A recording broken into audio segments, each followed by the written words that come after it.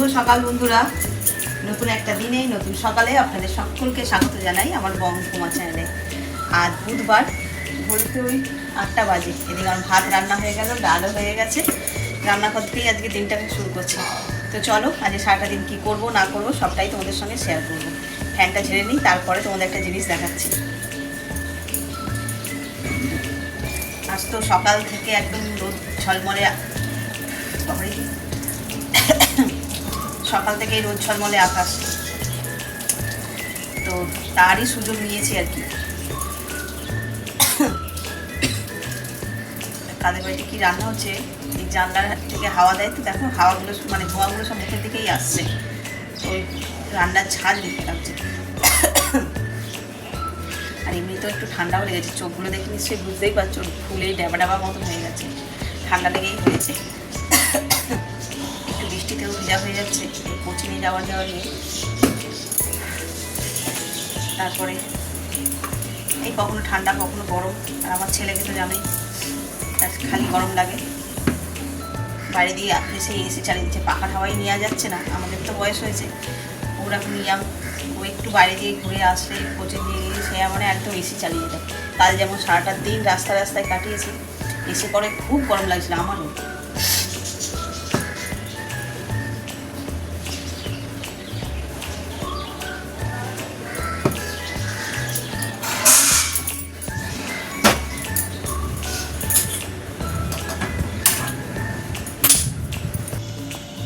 তোমাদের বললাম একটা জিনিস দেখাবো, এই যে ঝলমলে রোদ্দুর সকালবেলা থেকে উঠেছে, তার যে সুযোগ আমরা নিয়েছি সেটাই দেখাবো বলে ছাদে এলাম।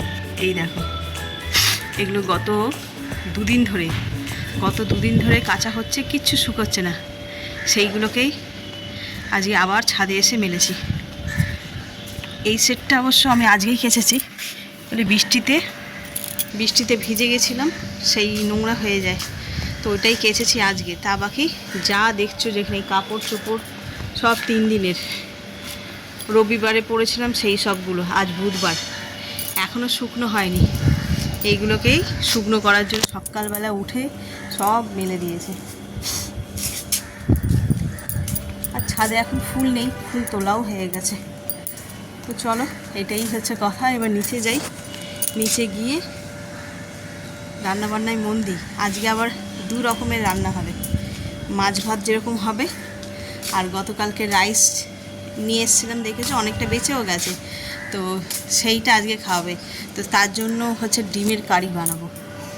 তরকারি তো নিরামিষ তরকারি, আলুর দম ছিল, আলুর দম পনির এইসব ছিল, সেগুলো সব কালকে খাওয়া হয়ে গেছে। আর আজকে ওই রাইসটা খাওয়ার জন্য ওই কী বলে ডিমের কারি বানাবো। তো ওই মাছ ভাতও থাকবে, আবার রাইস আর ডিমের কারিও থাকবে। তো চলো নিচে যাই, গিয়ে রান্নাবান্না শুরু করি। এই যে আমাদের মধু তুলসী গাছ, মায়ের সর্দি কাশি কিছুতেই কমছে না, মা এখনও বাসক তুলসী এই সমস্ত খাচ্ছে, ইভেন মাকে আবার ভ্যাকসিনও দেওয়া হলো। তো এই মধু তুলসী কটা তুলে নিয়ে যাই, খেতে করে আর দিয়ে দেবে। বাসক পাতার গন্ধ তো ভীষণ বাজে, খেতে পারে না, আর এই মধু তুলসীর গন্ধ আবার খুব সুন্দর। কারা কারা এই মধু তুলসী নাম শুনেছো বা জানো কমেন্ট করে জানিও তো, আমারও জানা ছিল না। এবারে যখন শরীর খারাপ হলো তখন আমার দিদি এনে দিয়েছিল এই গাছটা, 1 বোতল কাড়া বানিয়ে এনে দিয়েছিল দেখেছো, আবার এই গাছটাও এনে দিয়েছিল, খুব সুন্দর গন্ধ।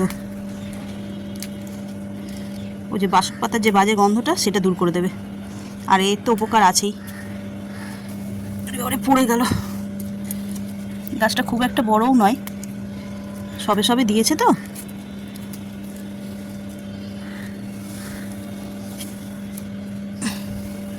চলো, অনেকগুলো হয়ে গেছে। আর এই লঙ্কা গাছ দেখেছো কীরকম নুয়ে পড়েছে, প্রচুর লঙ্কা ধরেছে গাছটায়। সবুজ তো বুঝতে পারছো না হয়তো তোমরা, পুরো ডালটা নুয়ে গেছে, দেখো লঙ্কা ভর্তি হয়ে আছে। এগুলো আর এখন তুলবো না, গাছের লঙ্কা আমি সচরাচর তুলি না, একেবারে যখন লাল হয়ে পেকে যায় তখন তুলে আর মাছের ঝালে দিয়ে দিই, তখন কিন্তু এটা দারুণ লাগে খেতে, আর খুব ঝাল এই লঙ্কার।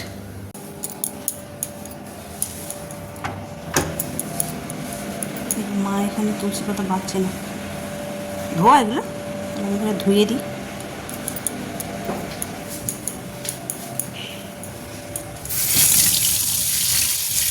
পাতা একদম পরিষ্কার, যা বৃষ্টি হচ্ছে পাতা একদম পরিষ্কার।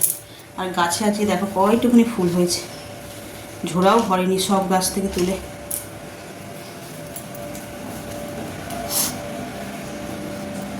এতগুলো তুলসী পাতা দিলে বাইরে পড়বে তো। পাতা দেবে তো, পাতা দেবে তো, রতন খাবে একটু। বাসক পাতা আছে, বের করে দেবো। আজ রান্নাঘরে চলছে যুদ্ধ, একসঙ্গে 3টে কড়া বসিয়েছি।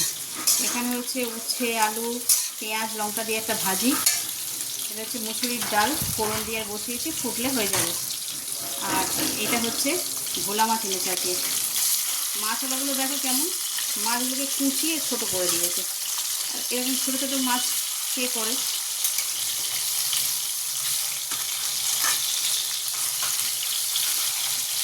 একটা কাজ আমি এগিয়ে রেখেছি, এই যে মাছের ঝোলের গ্রেভিটা রেডি করে রেখেছি।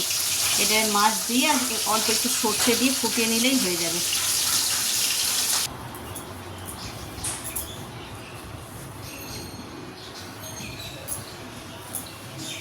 কাপড়গুলো শুকিয়ে গেছে, শুকছি, গন্ধ আছে নাকি। 2-3 দিন ধরে মানে ছাওয়ার মধ্যেই রাখা ছিল তো সিঁড়ির ঘরে, কেমন একটা গন্ধ হয়ে গেছিলো। তাই আজকে ভালো করে রোদে দিয়েছি টান টান করে, দেখলেই তোমরা। আর এই তুলে নিয়ে আসলাম। এখন কটা বাজে? 9:30 না রে, 9:30 বাজে। এখন একদম এরপর যদি টানা রোদে দিই তাহলে তো সব রঙই জ্বলে যাবে। তাই নিয়ে এসে শুকে দেখছি যে না, গন্ধ নেই। মানে সে ভ্যাপসানি যে এটা কিরকম সেঁধো না সোদা সোদা গন্ধ ছাড়ে, সেসব নেই।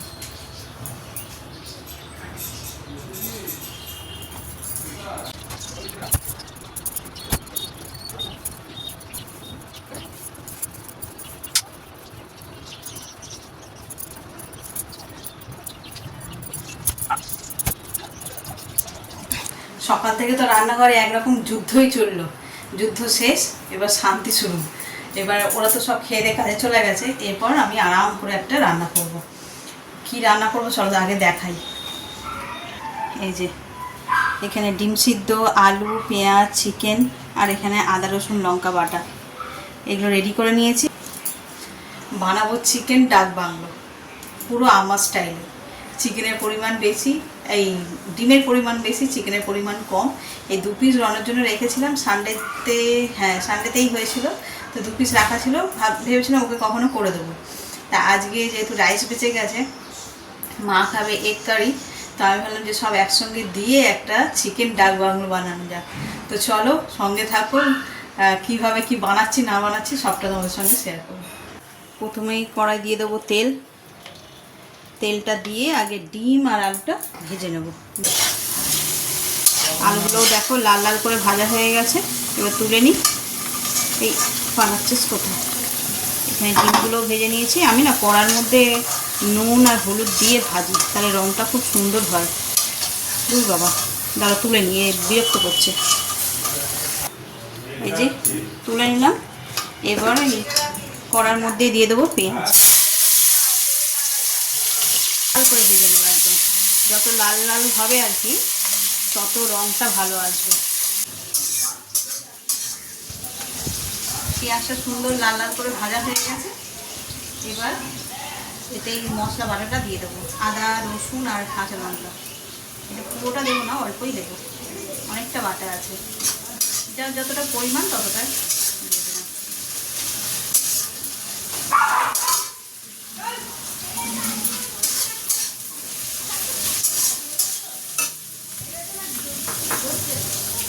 একটা টমেটো দিয়ে দেবো। টমেটোটা পেস্ট করার সময় হলো না, কেটেই দিয়ে দিই, কষতে কষতেই সব সিদ্ধ হয়ে যায়।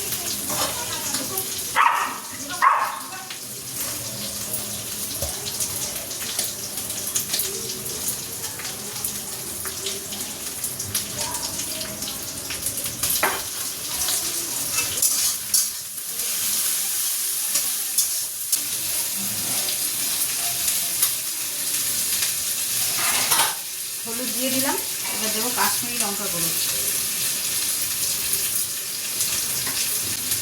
নুন তো আমি আগেই পেঁয়াজে দিয়ে দিয়েছি। আগে ভালো করে কষিয়ে নিই, তারপরে যদি মনে হয় যে লাগবে তারপরে দেবো।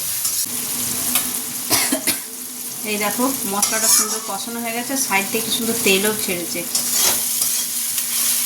আর যেটুকুনি বাকি আছে সেটুকুনি কষাতেই হয়ে যাবে। এরকম অবস্থায় এই চিকেনগুলোতে আবার একটু কাট লাগিয়ে নিয়েছি, তাড়াতাড়ি হয়ে যাবে। চলো চিকেন দুটো দিয়ে কষাবো। কষাতে বাকি মশলাটাও সুন্দর মেল্ট হয়ে যাবে এর সঙ্গে। চিকেনটা দেখো সুন্দর কষানো হয়ে গেছে, মশলাও একদম গলেই গেছে। এবার এতে দিয়ে দেবো জল। এই যে উষ্ণ গরম জল হয়েও গেছে, এটাই এতে দিয়ে দেবো। একটু বেশি করেই দেবো। এই যে ভেজে রাখা আলু আর ডিমটাও দিয়ে দেবো।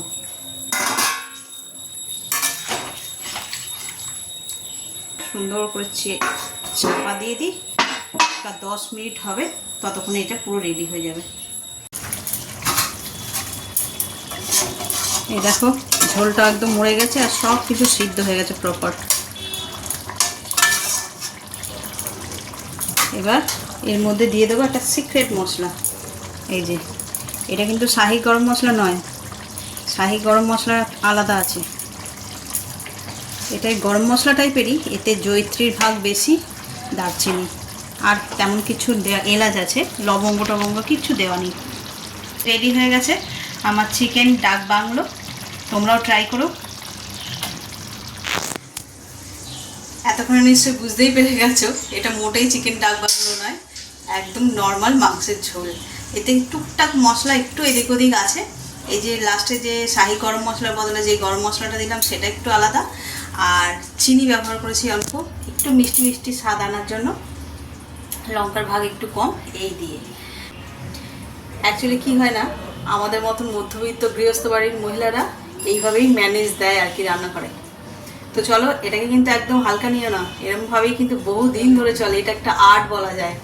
তো মা খাবে এই তোমার ডিম দিয়ে, মানে ডিমের কারি দিয়ে ওই রাইস খাবে। ছেলের 2 পিস চিকেন ছিল, ওটা করতেই হতো, তো দুটো আলাদা আলাদা না করে একসঙ্গে করে ওটাকে ম্যানেজ দিলাম ডাক বাংলোগুলো। আর ছেলেকে মাংসের ঝোলের বদলে অন্য একটা নামে, মানে এই নামটা তো সবাই জানে, এই নামে যদি খাইয়ে দেওয়া মানে বলা যায় যে এই রান্না হয়েছে, তাহলে তো তার খাওয়া একদম সোনামুখ করে খেয়ে নেবে আর কি। তো চলো এইভাবেই আমার মনে হয় আমার মতন অনেকেই আছে ম্যানেজ দেয়, তাই না বলো?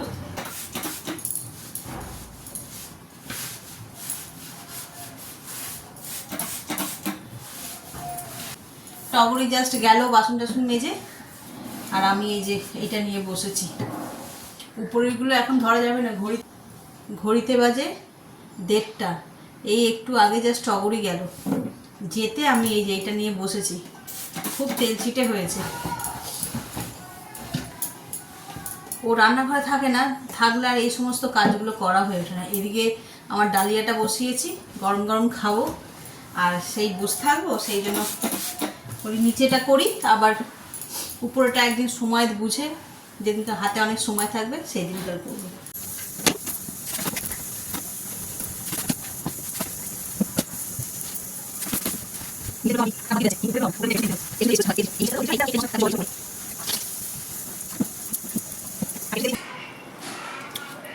খাওয়া প্রায় শেষ, মাছটা খাচ্ছি বসে বসে। কাজকর্ম করে টোরে উঠে এত জোরে খিদে পেয়েছে, ভিডিও করার কথা ভুলে গেছি। এই যে আমি খেলাম ডালিয়া, আর এই মাছের ঝাল, ভোলা মাছের ঝাল হয়েছিল আজকে, দেখেছো তোমরা।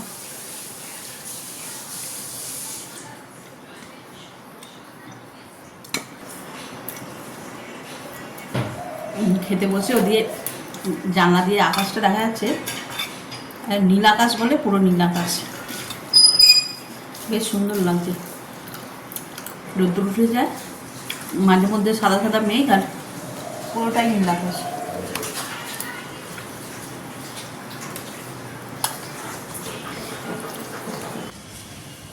আকাশে কি সুন্দর চাঁদ দেখা যাচ্ছে দেখো।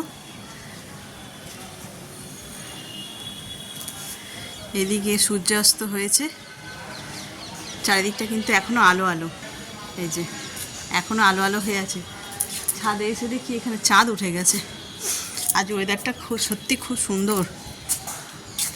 অনেক দিন পরে এরকম একটুখানি এক টানে দেখো এখনো রোদের আভাস। উপর দিয়ে ঘুড়ি ওড়াচ্ছে।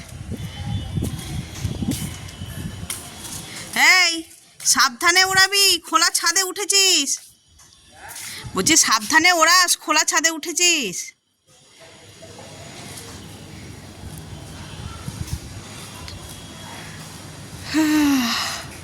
ওই 15ই আগস্টে যেরকম ঘুড়ি ওড়ে না,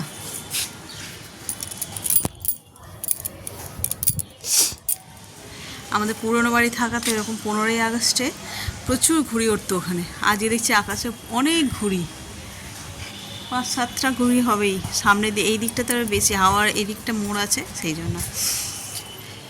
তো চলো, ছাদের যা অবস্থা হয়েছিল শ্যাওলা পড়ে পড়ে, একদিন রোদ দিয়েছে টানা, সব শ্যাওলা মরে গেছে, মানে শুকিয়ে গেছে শ্যাওলাগুলো।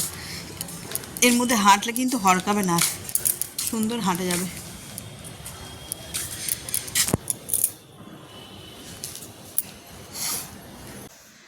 আজকে কি অস্বস্তিকর গরম, তাই না? মানে এমনি ঘরে পাখা চালাচ্ছি, পাখা চালিয়ে বসছি ঠিক আছে, যেই খাওয়া দাওয়া করছি না তারপরে যেন আরও বেশি গরম লাগছে। জানি না কেন আমার লাগছে, যে আমার আর আমার ছেলের তো লাগছেই। তো চলো, খাওয়া দাওয়া করেছি, কেমন একটা শরীরটা আনছান করছে যেন, এসিটা না চালালেই হবে না এরকম একটা মনে হচ্ছে।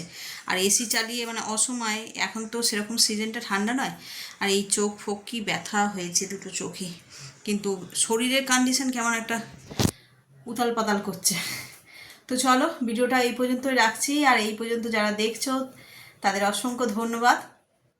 এই পর্যন্ত দেখে যদি কিছু ভালো লেগে থাকে তো please like, comment, share and subscribe. সকলে ভালো থাকবেন, সুস্থ থাকবেন। আগামীকাল আবার একটা নতুন দিনের সঙ্গে দেখা হচ্ছে। Good night.